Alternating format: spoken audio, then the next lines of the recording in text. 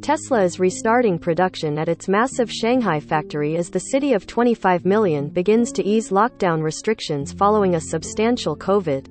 According to a report from Bloomberg News that cites internal company memos, the factory will reopen in what's being called a closed-loop system, an approach encouraged by Shanghai authorities to get people back into the workplace while maintaining the country's zero-COVID strategies.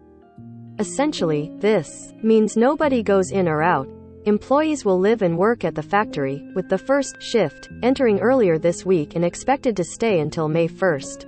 Under the city's current COVID policies, the Shanghai factory is Tesla's largest.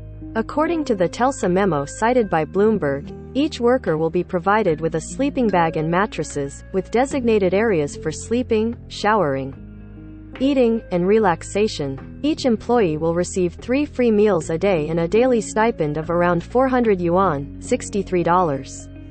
Only workers who have received 2 vaccination doses will be allowed to enter the factory, and each will take daily nucleic acid tests for the first 3 days back.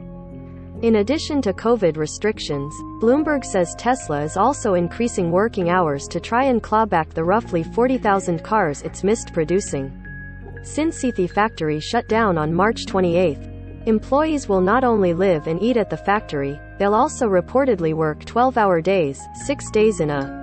Tesla may well reveal more about how the shutdown and plant reopening is expected to affect production targets in its earnings call later today. Recommended by Top of Comments.